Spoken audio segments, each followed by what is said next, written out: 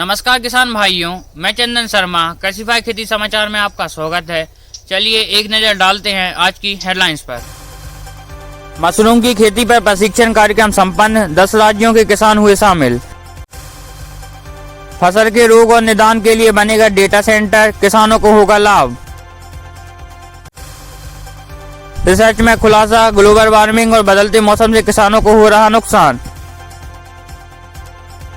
हिमाचल में शुरू हुई दालचीनी की खेती, सरकार कर रही मदद। अब समाचार विस्तार से।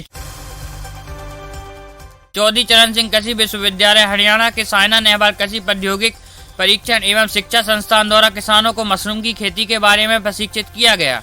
3 दिनों तक चले इस प्रशिक्षण कार्यक्रम में हरियाणा सहित 10 राज्यों के किसान शामिल हुए।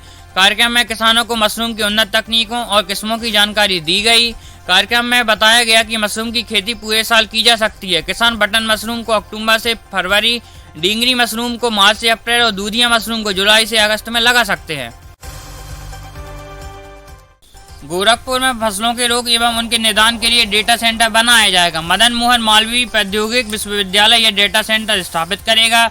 इसके लिए नरेंद्र देव कृषि विश्वविद्यालय से समझौता किया गया है। नरेंद्र देव कृषि विश्वविद्यालय डेटा की जानकारी एकत्र करेगा तथा डेटा सेंटर के संचालन में मदद करेगा। डेटा सेंटर बनने से किसानों को फसल के रोगों के प्रति जागरूक किया जा सकेगा एवं उन्हें समय पर रोगों के उपाय करने में मदद मिलेगी। मानसून के आने जाने की तारीख में परिवर्तन हो रहा है, जिससे कई नकारात्मक प्रभाव सामने आ रहे हैं। सबसे ज्यादा नुकसान फसलों को हुआ है। इसका कारण जानने के लिए वैज्ञानिकों ने 1980 से 1990 और 2000 से 2019 के बीच 40 साल के डेटा का अध्ययन किया। अध्ययन के अनुसार बदलते मौसमों, ग्लोबल वार्मिंग और मानसून की तारीखों में परिवर्तन का मुख्य कारण माना गया। आपको बताने पहले मानसून 1 जून को केरल में आता था, जुलाई अगस्त में सक्रिय होता था और सितंबर के अंत तक चला जाता था। लेकिन इस वर्ष मानसून की विदाई में काफी देरी देखने को मिली। अक्टूबर के अंत में भी कई राज्यों में भारी बारिश हुई, जिससे किसानों को लाखों का नुकसान हुआ। हिमाचल प्रदेश के बिलासपुर, हमीरपुर, ऊना, सिरमौर तथा कांगड़ा में दालचीनी की खेती की जाएगी। प्रदेश के कृषि विभाग ने प्रायोगिक तौर पर council of scientific and industrial research Palampur के साथ मिलकर इसकी शुरुआत की है। दालचीनी की खेती के लिए सरकार किसानों को आत्मनिर्भर भारत योजना के तहत तकनीकी और वैज्ञानिक मदद भी दे रही है।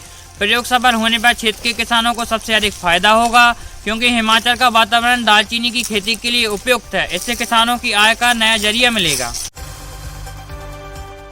किसान भाइयों, कृषिफाई खेती समाचार आपको कैसे लगे कमेंट करके जरूर बताइए। आज दीजिए इजाजत, कल आपसे फिर मुलाकात होगी। धन्यवाद।